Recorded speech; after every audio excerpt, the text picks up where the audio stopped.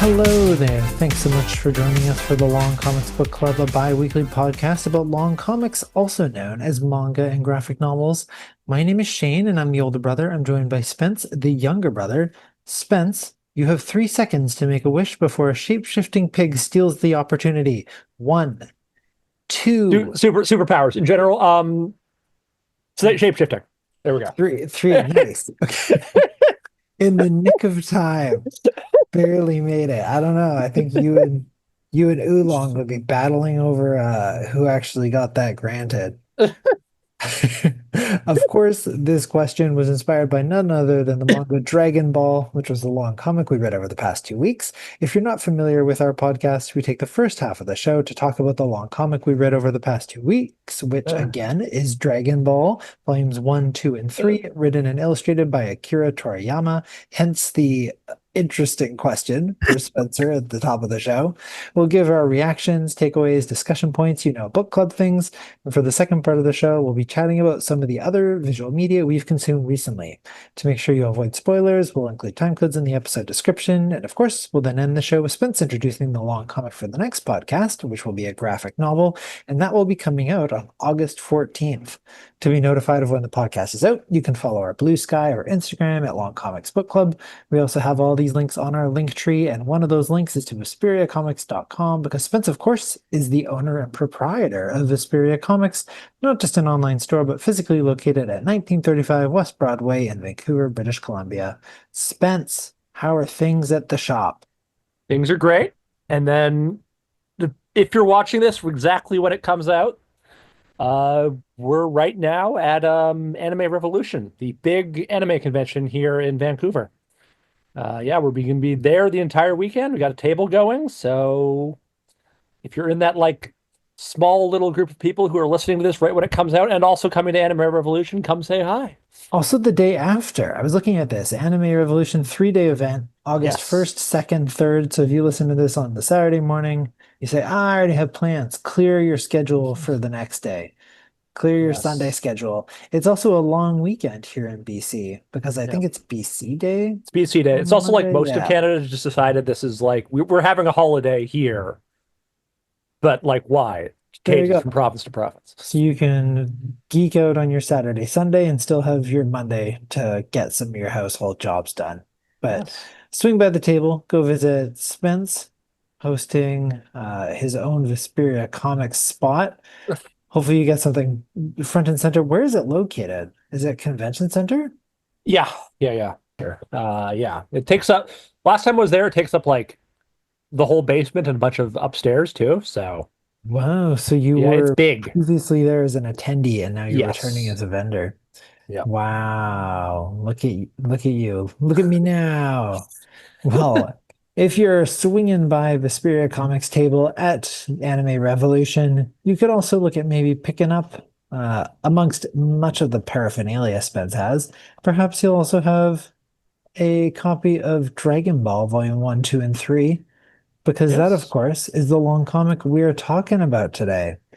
So, jumping right into it, if you haven't read Dragon Ball yet, the Dragon Ball from 1984, and you want to avoid spoilers, this is your time to look at the time codes and jump ahead. It's kind of weird to say avoid spoilers for something that's 40 years old. And also, the most famous part about Dragon Ball is so far after this point that, most of the little stuff of it, isn't even, doesn't even register as a spoiler. It's oh, yes, that's just Dragon Ball.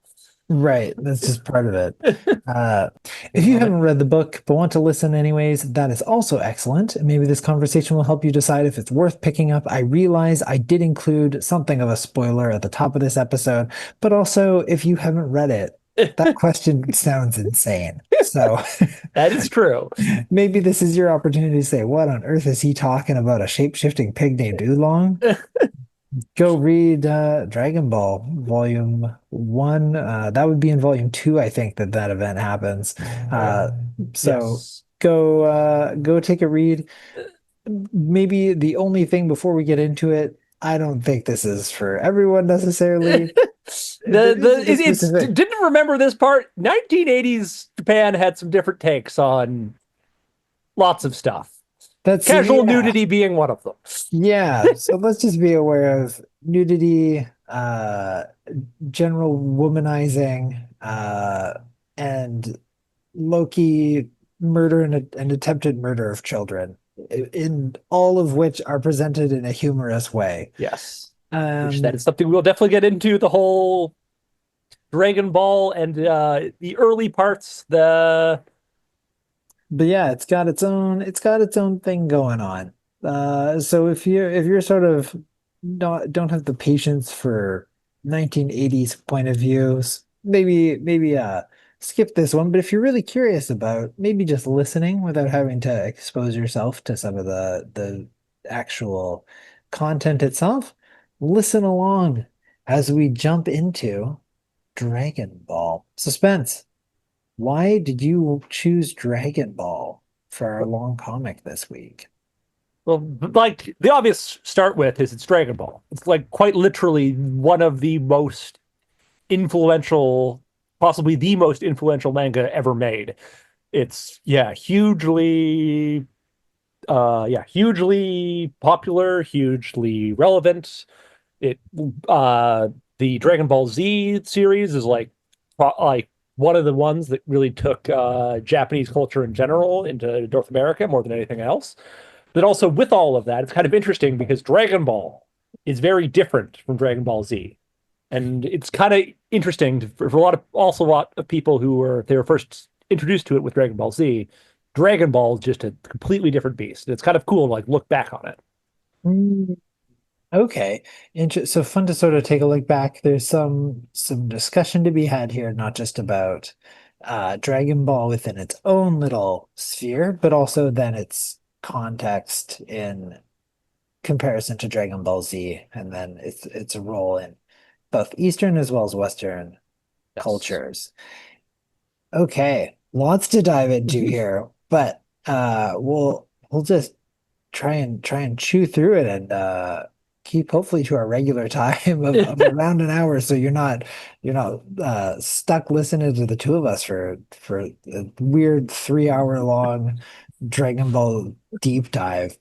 But Dragon Ball, is this a series that you had read before? Have Uh, you watched it before? so actually, mostly, like as a child, we like both of us. We were never super into Dragon Ball. I definitely remember watching a little bit of it. We were never like religiously into it. Hmm. But then, so fun fact, I actually read these Dragon Balls for the first time, um, on the flight home from Japan. The little screen in front of me had manga in it, Hmm. and it had the first two volumes of Dragon Ball. So that's like the first, Wow. and that's the first arc, like the first time the first gathering of the seven Dragon Balls is in the first two volumes. So yeah, and then since after that, I like found some at a thrift store and I've read them all. I've read all of Dragon Ball at this point. Yes, You've read all of Dragon all of Ball. Dragon Ball. Wow. Yeah. Okay. And that includes all the Dragon Ball Z arch Yes. stuff then? Yeah, because I think I mentioned this last time. Dragon Ball and Dragon Ball Z don't actually have any break in the Yeah. manga. It's just all just one series. Wild. Okay.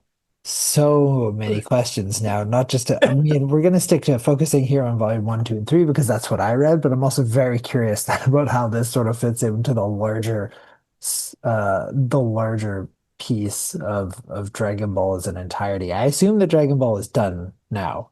It's not still going, is it? Well, Akira Toriyama is has passed away, Okay. so yeah. But it's kind of like and like it's always been in a weird place. So there was the original Dragon Ball, which came from like I think like 84 to like 90 something. It's 41 volumes, I think. And then there was a huge break, and then they made a sequel series called Dragon Ball Super in the early 2010s.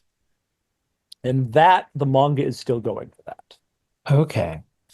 Yeah. Oh, wow. And are you keeping up with it still? No. So when I say I've read all of Dragon Ball, I've read all of the original Got it. Dragon Yeah, Ball. you're an OG kind of guy. Okay. Yeah. Um, Dragon Ball, of course, aptly named after the Dragon Balls, which are these mythical orbs that when you gather the seven of them, they allow you to grant a wish. So, as someone that had very little exposure to Dragon Ball, other than I guess sort of all the things that everyone knows that are Yeah. meme related with power levels and with going Super Saiyan and Kamehamehas. Yeah. Um, Cultural osmosis. I it was the most I was shocked that they gather all seven of them in volume two. Yeah. My assumption was this was going to be something that was supposed to span the entirety. I assumed it was sort of akin to the One Piece, where I don't know. Have they found the One Piece yet? I No, don't they follow have. One Piece. We don't even still know what the One Piece is in One Crazy. Piece. There you go. So another massive manga series, One Piece. So I was assuming it was similar, where Dragon Ball wouldn't actually gather all of them until the end, but to one not just have gathered them all in volume two, but two, for it to then be used for inappropriate joke is not on my bingo card. Yeah. Um, yeah, it really caught me out of left field.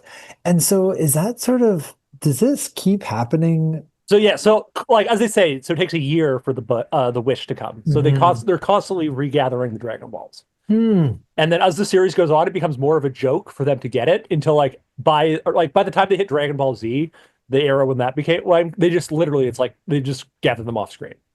They're that good at Okay. they're that good at them. Oh, a year's up. They're We can just just so okay, used to let's go find the just Dragon Balls. go get our wish again.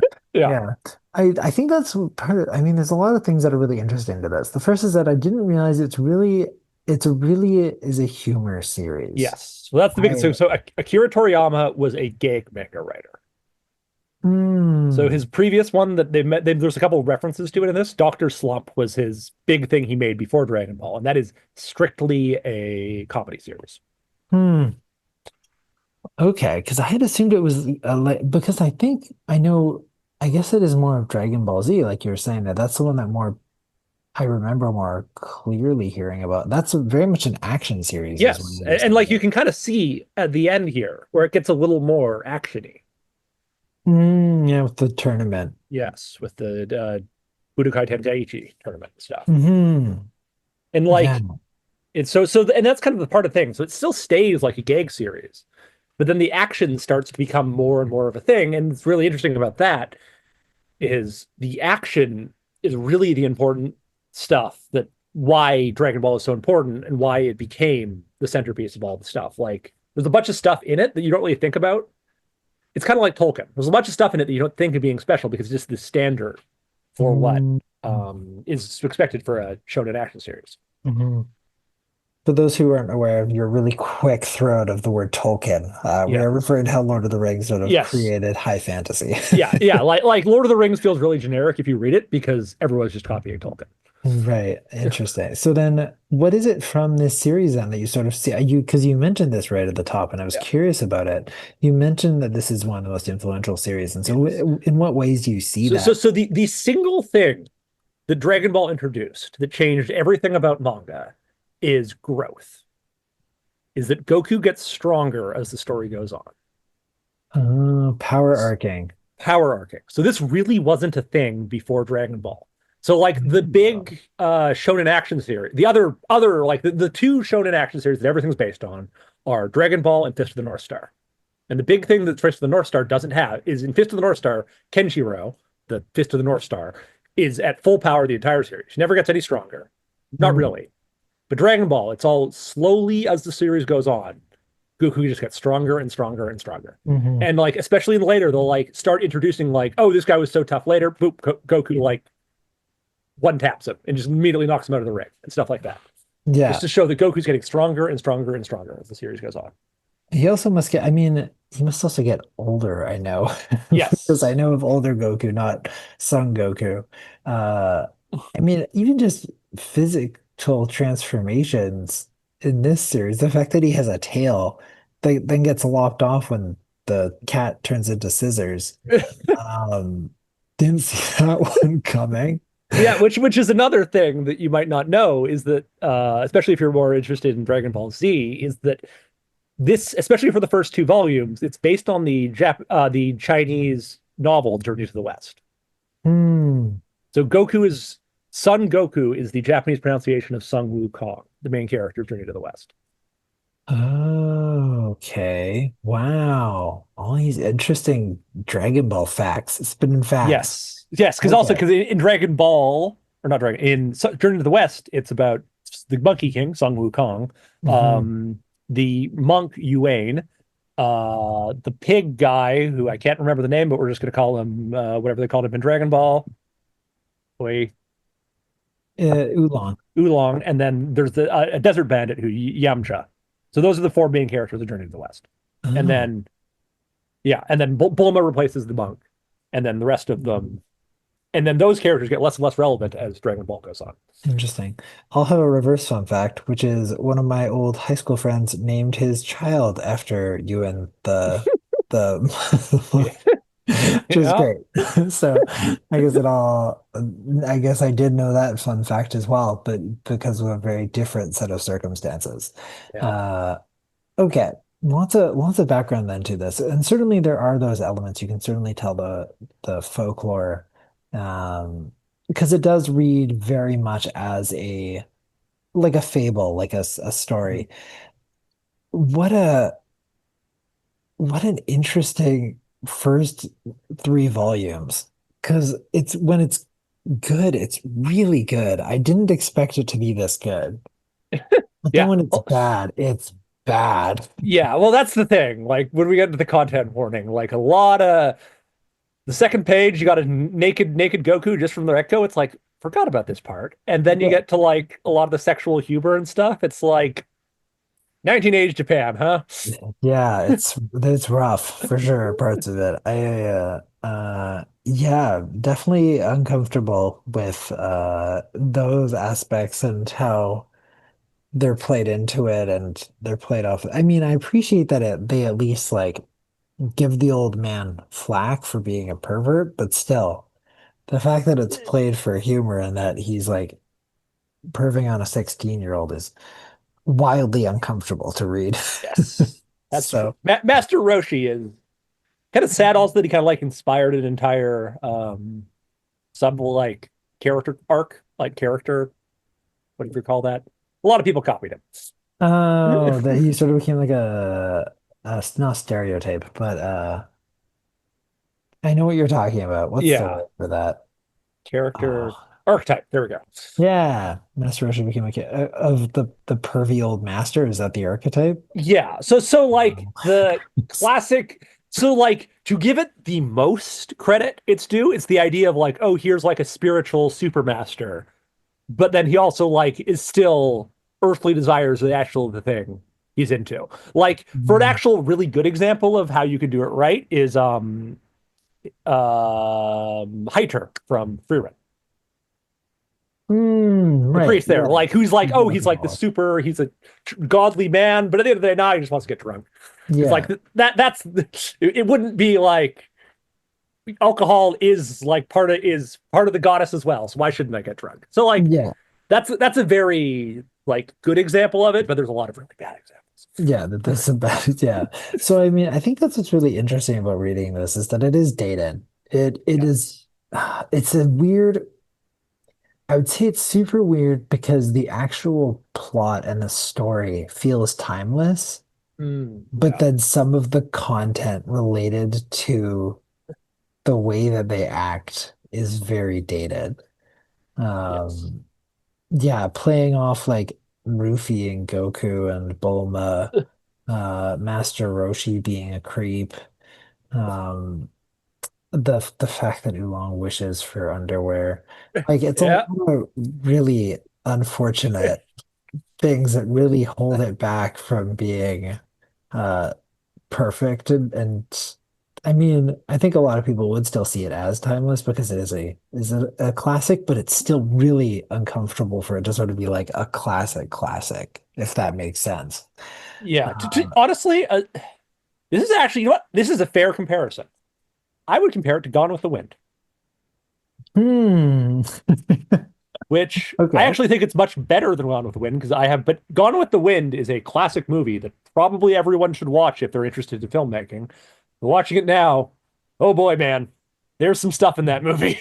I have not watched it, but I imagine that uh same thing with womanizing. I imagine the racism It's yeah, is very. it's mostly racism and like the South shall rise-ness of Gone with the Wind. That's not great. Yes. I don't love that. Um, I can certainly also catch that there's some building visual elements of racism in Dragon Ball. It wasn't too bad, but I'm sure that in fact I can acutely think of Have you some heard of images. Mr. Popo? Yeah. Yeah. So He shows uh up later. oh man. So that's part of what's tricky is that it's like I want to read more because I think that the story is so great and so Yeah. interesting and compelling and it's funny. I was thinking of it in comparison to The Legend of Zelda Oracle of Seasons that we read before. And I went off on a tirade about how I was so all over the place. And this is very similar that it's all over the place, that random things keep on happening randomly. But for some reason, it feels much more cohesive. Yeah. Oh, way Um, more. and so I appreciated it for that element of surprise and that I didn't know what was going to happen, that it was like fun and joyful. But then I struggled with the parts where it was heavily dated Yeah. and And problematic. I guess I actually haven't read it so long, so maybe I've just forgotten. But from my memory, it's never this bad. Like it's also a lot of like we mentioned, Mr. Popo shows up later and stuff, and Hmm. Bulma really can't catch a break for a lot of the series. But it does get better. Like Hmm. this is at its maybe times change or whatever, and the 19 like by the 90s, Japan was even less into all of this kind of stuff, Yeah, I less mean, accepting. considering that they are still making some really questionable content, hard to say.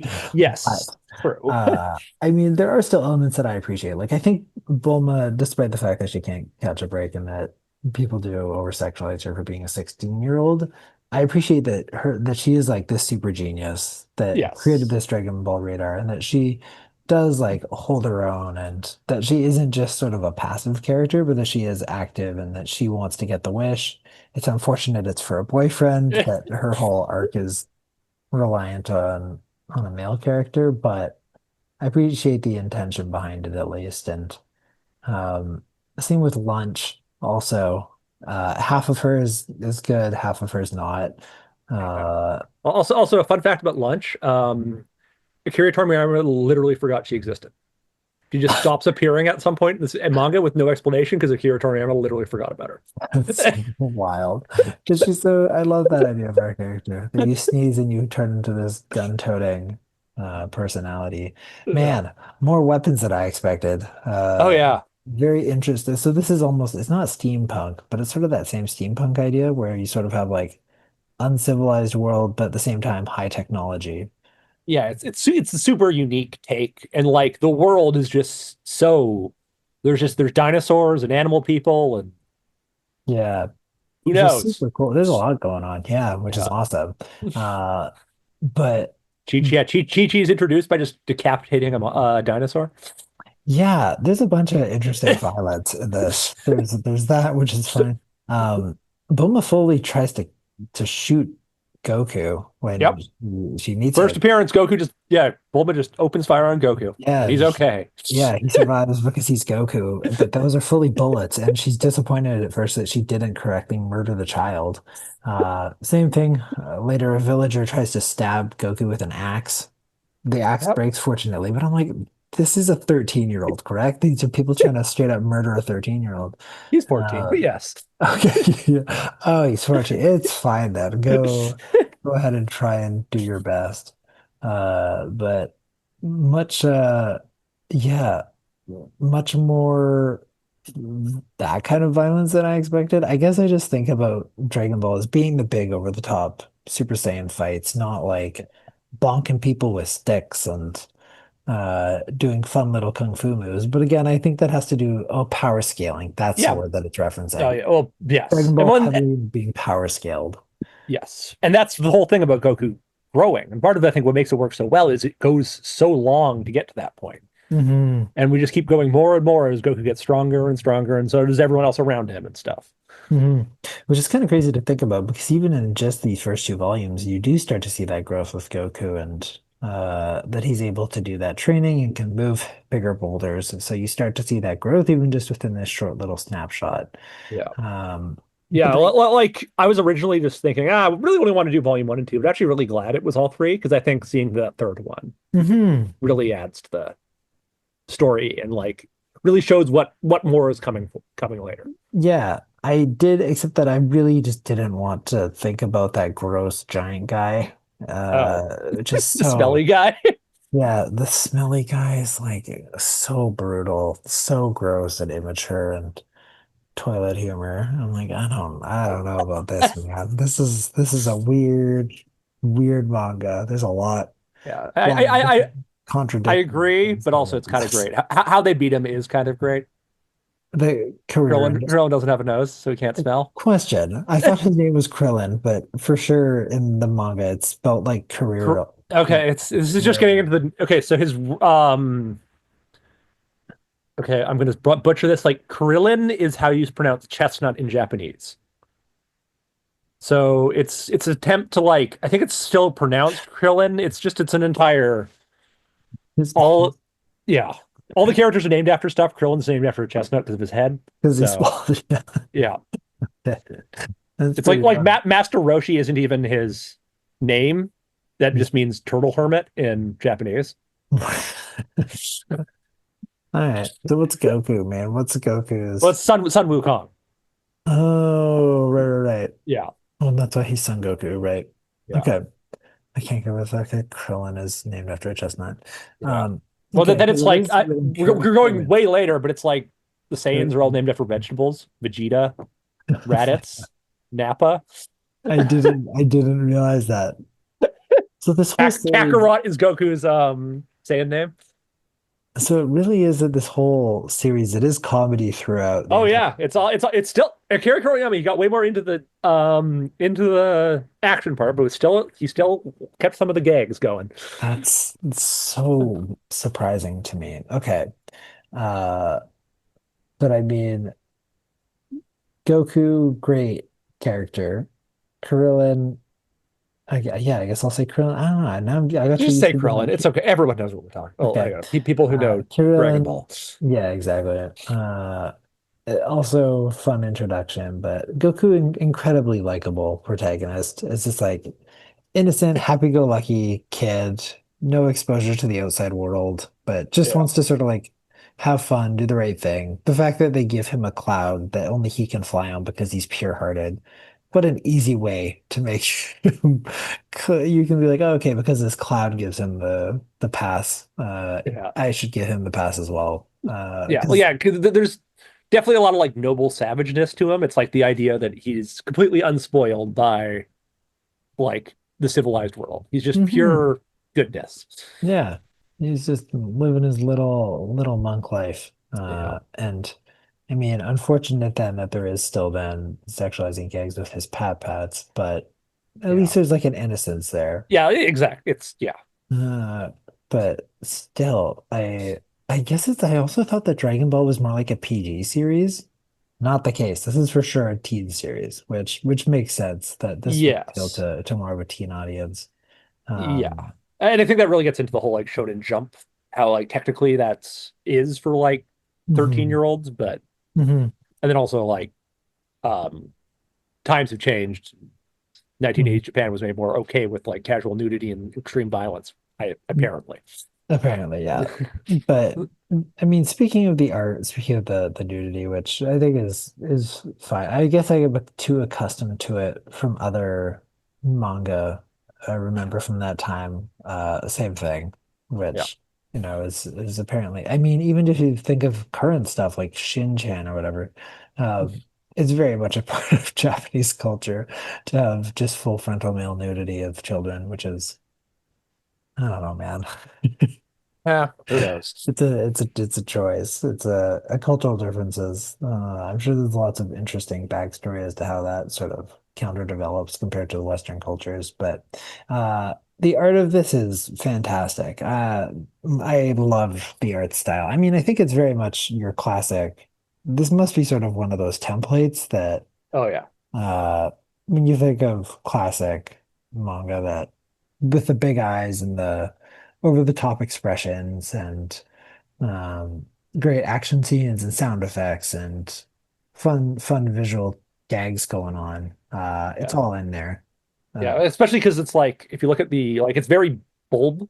The characters are really bulby mhm, initially, like they're big, lots of round edges and stuff. And as the series goes on, they get and the characters grow, they get a lot more jagged and straight. So it's mhm. just kind of an interesting as the gags lower, and then the art style fits it to become more and more serious. Yeah, man, you're making a good case for making me want to read more. I was thinking this is a series that I might continue to read just because it really captures that adventurous spirit and the way that it sort of ends only partway through the tournament. Everyone loves the tournament arc. I gotta know how the Yeah, tournament and arc. once again, invented the tournament arc. Yeah. Oh, there Like you go. once again for how it's yeah the Budokai Tenkaichis in particular were the Hmm. yeah and like as the series goes on they do yeah it's like every 3 years is a new Budokai Tenkaichi tournament, so we need to see who's the strongest. It's a good way for Right. them to bring back old characters. Be like, okay, how Oh, strong are they yeah. now? That's funny. That's so clever. Uh, yeah, super fun to read and can certainly see how it became so big. I think a big part of it as well is knowing how popular it is. So then you know what older Goku looks like and all these things about going Super Saiyan. And so to now look at where it starts, it's a massive question mark. How do we get from A to Oh, Yeah. how do we get from A to Z? Oh, Mm. oof, unintentional perfection. 38 volumes. How much can you go up? 38 volumes. 30 volumes, yeah, what a commitment. But yeah, I I found it very like interesting, likable, complicated, a lot going on with this.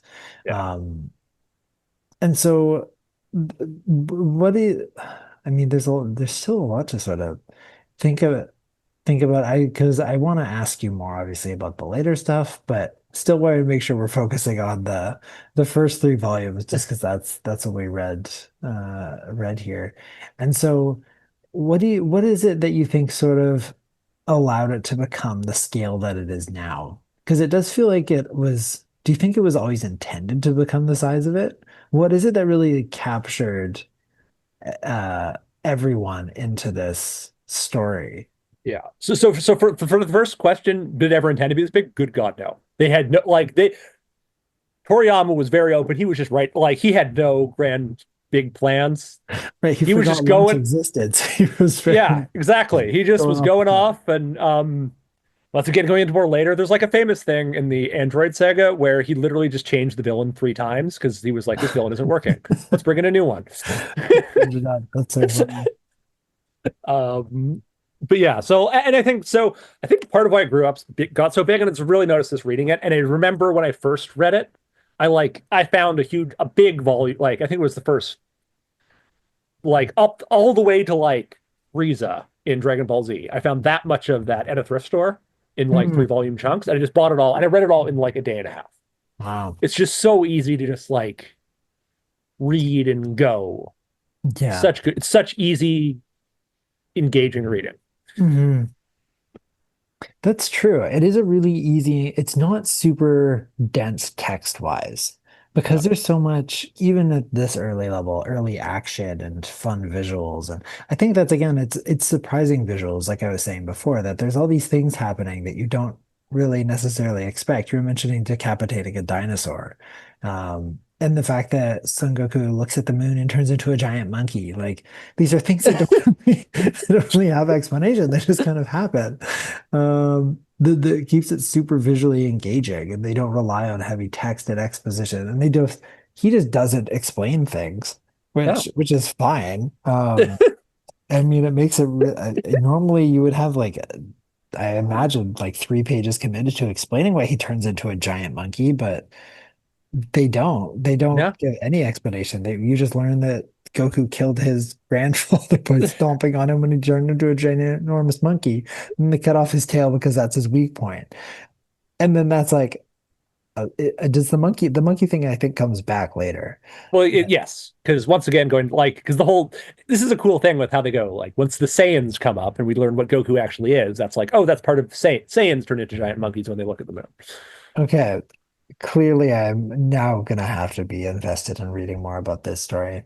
Because I don't know much of this, but I'm super curious and I want to learn more. Yeah, and especially because if you don't and you start reading, you'll be like, oh wow, so much of this. There's so much to this that I like know from the background. Yeah. Like And so much I picked up from that's osmosis. also what's crazy, I think, is that it does feel like it is all over the place. It's disjointed that he's not planning this out. And then at the same time, the wrap up of volume two is super clean, where Bulma has been wishing for this boyfriend. Yamcha is afraid of girls, and they end up connecting and realizing they should be in a relationship. And at the same time, Goku realizes that he can now go back to Master Roshi, who is actually his grandfather's trainer. Like, it's all things that, like, sort of were seemingly completely unplanned, random all over the place, but they make a beautiful little ending note to the second volume.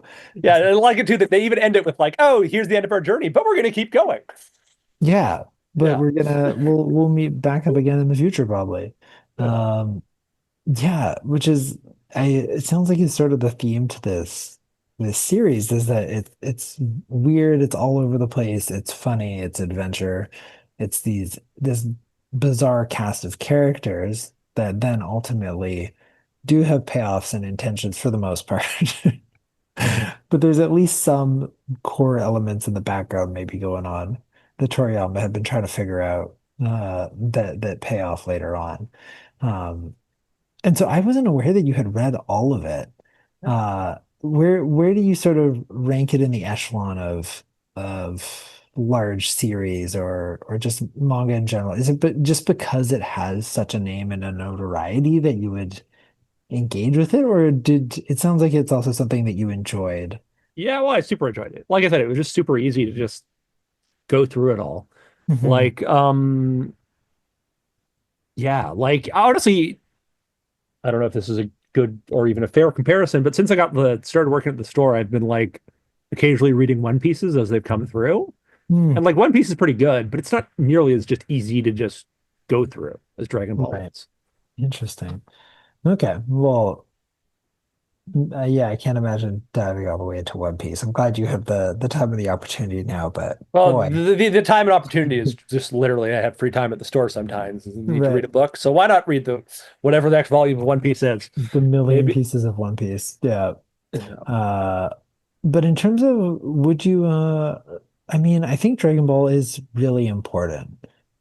Like you said, it's one of the big three when it came to sort of Western impact. When I think about when anime sort of broke into Western media, you have Bleach, you have Naruto, you have Dragon Ball. So this is the interesting thing here. You're kind of conflating two different eras right here. Because the Oh, big okay. three is typically looked at as Bleach, Naruto, and One Piece. Because that was the early Mm. 2000s, the big three big Shonen Jump things. Like when anime was having its first big Western explosion, those were the Mhm. three ones. So Dragon Mm. Ball is really actually the big two. It's like the big two for Dragon Ball. Honestly, if we want to go for a different big three, it would be Dragon Ball, Gundam, and Pokemon. Oh, that's right. Those were earlier. So Okay. those were the big ones. Those were like the in America. Gundam came out in the early late 70s, Dragon Ball in the mid Mhm. 80s in Japan. But in America, they were the 90s. Like these are the three ones that like we can get Western people into. They were the ones that got Hmm. really popular. Got it. Okay. And yeah, and like famously with the whole Dragon Ball Z thing, Dragon Ball Z was translated in America before Dragon Ball. Oh, that's super interesting. I feel like that rings a bell about that's why I was more aware of Dragon Ball Z before Yeah. Dragon Oh, Ball. 100%. Like most Western fans are way more aware of Dragon Ball Hmm. Z than Dragon Ball. Oh, because they did it in Yeah, reverse. they did it, which is really funny too. If you like watch early Dragon Ball Z, not that I have more that I've just read the ones, is that a lot of like it does like there's a lot of like random characters who show up and stuff. It's like, who are these people? Hmm. There's no way you should know who they are, but they were relevant in Dragon Ball. Relevant in that context. That's funny. Uh, so yeah, I'd say that this is, I mean, it's a light, easy read that has cultural significance for not just Western anime, but Eastern anime as well. That continues to have a cultural impact as well. Like it's still culturally relevant. People Oh yeah, understand. references. It Yeah, you does. say go in Super Saiyan to someone, and They know what's up. they Yeah. know what that means, even Uh, if they don't know what Dragon Ball is. yeah. But it's not, it does still have, it still go into it aware that it does have some of those sexist and racist and inappropriate perspectives that Yeah, a fair were. amount of potty humor and stuff. It's just, Yeah, yeah, so it's not without its flaws, reflecting elements of the time for sure, yeah, but not in a way that makes it unreadable, just in a way that can sometimes make it uncomfortable. But yeah. being That's a good aware way of of looking it, at it. yeah, it's nothing super, there's nothing that at least so far has been super egregious, but again, that's because we Yes. haven't yet introduced the hyper racist character. Yeah. But And honestly, Mr. Popo, yeah, isn't great, but like we're not hitting like extremes. Saturday Night Fever is always the classic when I'm like, how on earth did anyone get like try to watch that movie now? It's like, oh my God, people, how did Yeah, that hard to watch. hard Yeah. to watch? It's like there's nothing that bad in Dragon Ball. Yeah, it's uncomfortable. It's not appropriate at times, but um we understand it as sort of a moment, a snapshot in time, and sometimes a reflection of a different way of portraying those values in media at that moment. Um, yeah, Dragon Ball worth checking out. Would you? I mean, final question here. Would you recommend people start here at the start, or would you say that it makes more sense to start? Or I guess you, if the whole thing is Dragon Ball in manga, you Yeah. kind of have to start here. Yeah. Like Viz had a release once where they just like released it and called it Dragon Ball Z and just did the later ones. But no, Okay, start here. Like we're the not in entirety of that. the arc. Yeah, like I think Dragon Ball Z was only done like that because they were like, oh, this is like what the action, what like the teenagers are gonna like this so much more. We should start with this one. But like Mhm. now we all know Dragon Ball. Like if you're reading it, you're gonna be interested in the whole story. So go from the beginning. Yeah. And I mean, I think it's pretty clear from what we've been talking about that there's a lot here that's interesting as well. If you're just also thinking about how does this then influence some of the other media that you've likely consumed, Yeah. cool to see where it started, see Yeah. Well, where its yeah. inception was. Every Shonen Jump action series has some amount of Dragon Ball DNA in it. Wow. Okay. Well, now, I mean, speaking of action series, let's move into the second part of our show because I think that was a really great discussion around Dragon Ball. But um, speaking of other action series, I want to talk about Kaiju number 8. That's going to be my discussion. But Okay. Spence, on your end of things, is there any movies or TV shows, games, books, Yeah. things that have stood out to you? I guess I got to Switch 2. It's probably the most relevant thing. Playing a lot of Mario Kart World. Right, my Mario brain Kart. wasn't catching up fast enough. I thought you meant like I got to switch to talking about something No, else. no, no. I got to Switch. To I the got a number, Switch 2, not the word. Okay. the Nintendo console. Playing a lot of Mario Kart World. Mario Kart is great. News at 11. Like, What else is new? Who knew that one of the most popular video game yeah, franchises of all time continues to be yes. popular? Because they're very good. Definitely had a moment when I first played it, and I was like, "This feels weird. Why is the control so weird?" And then I like halfway through the second lap, try to like swerve onto a thing, and it like moves me back to the middle. I was like, "Oh right." And then I pressed start and turned off the auto turning. It's like, "Oh, okay, Oh now yeah, everything's that'll right." do it. Yeah. I think that that's something very that's very clever about Mario. I mean, it makes sense that Mario Kart has always been the same format, but Mario Kart is always very much uh similar controls, similar things. I mean, it's a racing game, but they always tweak it slightly Oh each yeah, and that's time. part of what makes it so like this. I really like the gimmick on this one with like going between you travel from course to course. Oh, I don't know what the gimmick is. Wait, Yeah, so so in this one, like um depending on the map type, but basically all the courses are connected. So you end one race by driving to the next course. And oh, that's part of the race. And in Grand Prix, they like stop everyone and you like all go back to the thing. But there's a different mode where literally it's just in the entire cup is just one continuous race. That's crazy. Okay. That's a good gimmick. That's a good one. Yeah, some other fun ones being like Double Dash, where you have two racers, the introduction of motorcycles, the Yeah. introduction of paragliders. Like they're always throwing something Oh yeah. in. Oh, and then they always have like the little ones. Like this one now you can drive on water, and you're like all your carts can like gain water Oh stuff. yeah, when there's like bumpers that Yeah. like you bump into to go faster. Yes. Yeah, lots. Well, there you go. Yeah, use it a Yeah. lot. So Mario Kart is good. there What you do you go. know? Who knew? What's your how much is out? I mean, Switch 2 fairly new. I can't really imagine there's much out Yeah. in terms of games, but I've also been playing the new AI, the Somnium Files. Those are very good video games, but trying to explain them to you might be a fool's errand. that's They're very weird, but incredibly good, like visual novel style puzzle games. there. That's like a good description. Perfect. Well, so that we don't have to go down a absolute tunnel of Oh confusion. yeah, there would be a tunnel. Maybe when I finish it and we have a full art, haven't done like way too much time spent on the main one, I Mm, can try to explain what the AI, the Somnium File games are like. sounds good. But no, circling back to what I finally have watched another anime series that I was excited to be able to talk about, being Kaiju number 8. Finally caught up. Season 2 is now coming out. Um, I think I had sort of briefly lost interest in anime because of Bluelock just kind of broke me a little bit. Yeah, I heard that was bad. I heard that was Um, very bad. I mean, I think the reason that I struggled with it is that I thought it was going to be 12 episodes, and then I found out the first season was 24. And because I Mm. had already invested all the way up to like episode 14, I felt like I had to finish it. Oh, Uh, that's not even the point. I heard it got bad. I heard it got really bad in the second season.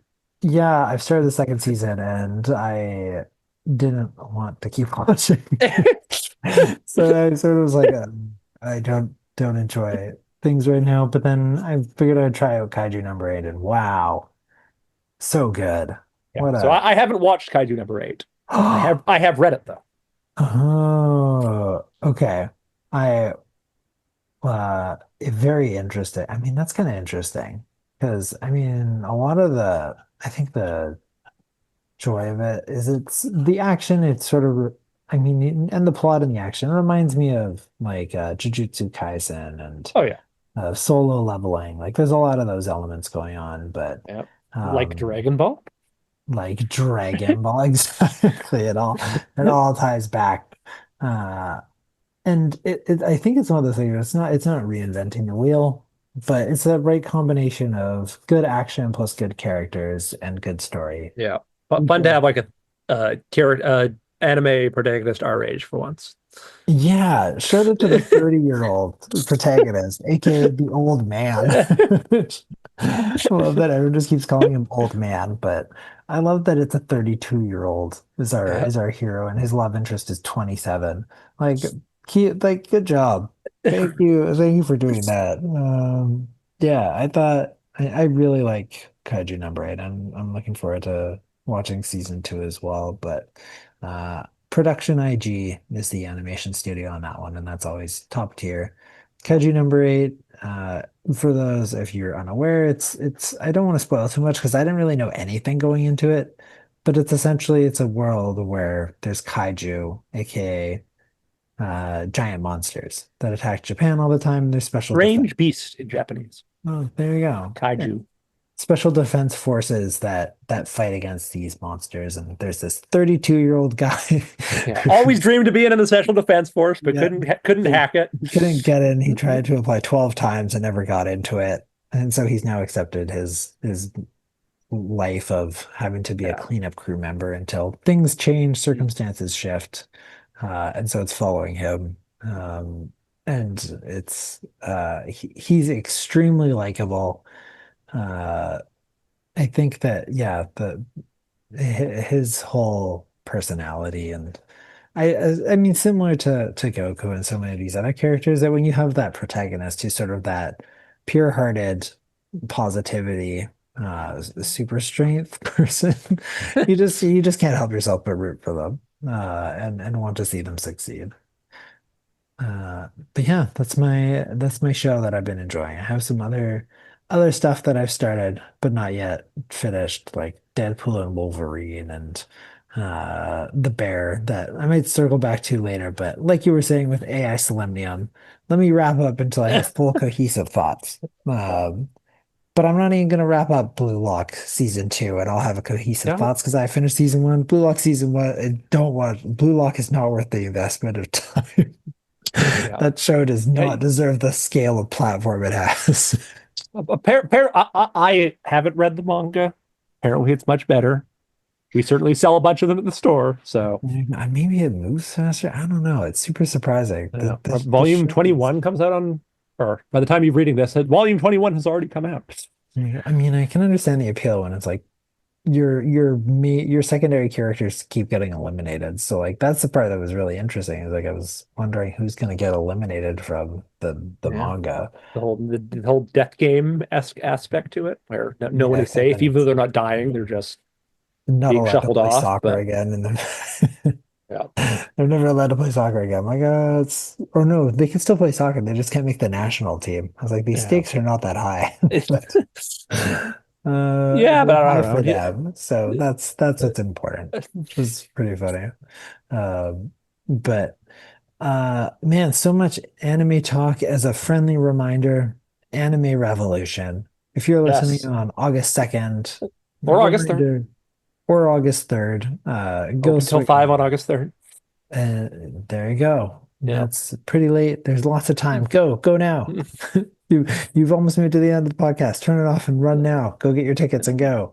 Yeah, it's not free entry fee. There's a steep cost to getting in. Yeah. So Anime conventions are known for their steep costs, but yeah, yeah. but it's part of it's the. I mean, even if it's one of those things is like paying to get to pay for more things. Yeah, but Uh, there is more. That is always part of conventions that I've always found a that's little true. interesting. But hey, there is more to it than that, though. Yeah, but that gets you into being able to see like the panelists and there's a whole sort of climate and culture when you go to that kind of an event that if you haven't experienced before, maybe this is your chance to go. Yes, just Uh, being surrounded by that kind of stuff is an experience all of its own, which I do recommend yeah. if you're into that kind of thing. And so as we're winding towards the end of the episode, of course, we need to introduce what's next on the reading docket. So Spence, what do the fine folks at home and I get to look forward to reading next? We will be reading Death by Neil Gaiman. Oh, Yes, sorry, from the Death? Sandman universe. Okay, I was gonna say, I was like, Neil Gaiman, I recognize. Isn't that the Sandman guy? Wait, what's Death? Yes, Death. Okay. Well, yeah, because specifically, I really wanted to do. There's this famous story called "Death: The High Cost of Living." Is a super famous miniseries, and then currently it's only available in like this graphic novel, which has a bunch of other death stories in it. Oh, So okay. yeah, I guess I'll just give you this much. Is so the whole point is so Sandman is a story of Dream, who's like one of seven, basically like personifications that are like gods above even other gods. Hmm. And one of the other seven is Death. So Dream and yeah, Destiny, Dream, Destiny, Death, Dream, Destruction, Despair, Delirium, and Desire. Yeah, they'll start with D. Yeah. And then yeah, Cool. and Death is like very interesting character. I think it will be a very interesting read. I was actually aware of this character in this story because of the Netflix series. Ah, yes, Sandman. of I was course. especially specifically aware of this character because this is when we stopped watching Sandman. Because the introduction of the death character in that series is extremely upsetting. But now we get to do the graphic novel for it. Cool. Yes. So is it called Death, the High Cost of Living, or is it just So the actual graphic novel is just called Death by Neil Gaiman. Because wow. so that's the current way to like. So it combines How did he two die? How did he die? Death by Neil Gaiman. Death by Neil Okay. Gaiman. Yeah, Yeah. it has like two little like single issues that were from the original series that were made about death, and then two miniseries, Death: The High Cost of Living, and what's the other one called? Death: The Time of Your Life. Cool. Boom, boom, boom. Okay. So both of these are included in this. Yes, so it's a one big, and I think it even ends with like Fun. a safe sex PSA or something like that as well. That Neil Gaiman Okay. did. All right. Well, Not to- hey, I don't know it was the that, but 90s. It was all about like not spreading AIDS and stuff. So right. and I don't do drugs. Or no, when was don't do drugs? Well, that was also the 90s, but Oh, there you go. this was like of like that culture that was more like don't do drugs, more like don't use clean needles kind of thing. Gotcha. Yeah, Oh that kind man. of. It sounds like the conversation we're going to be having on August 14th is going to be extremely interesting. Yeah, probably. Well, what a note to end on. No, I mean it should be a good conversation, and if you don't know what we're talking about, all the better. Maybe expose yourself at your own caution. But excited for having this discussion about death by Neil Gaiman. That's such a funny title to me for some reason. Death by Yes, by Neil Gaiman.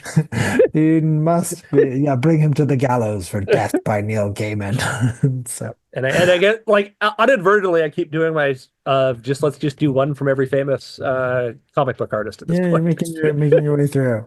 And Yeah. so, of course, if you also want to read along and check out Death by Neil Gaiman, you can order that at VesperiaComics.com for pickup at Vesperia Manga and Comics if you're in the Lower Mainland or beautiful British Columbia, or you can also order that for Canada-wide shipping. But of course, we realize that buying a new book every 2 weeks isn't always financially viable for everyone, so consider inviting a friend to split costs of borrowing the book from a friend or local library if it's available. And that's it for episode 14 of the Long Comics Book Club.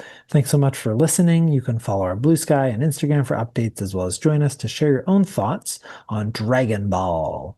Or in the next 2 weeks, Death by Neil Gaiman. I'm gonna laugh every time. Death by Neil Gaiman. In advance of that August 14th podcast, and we will talk to you then. Bye bye. See ya.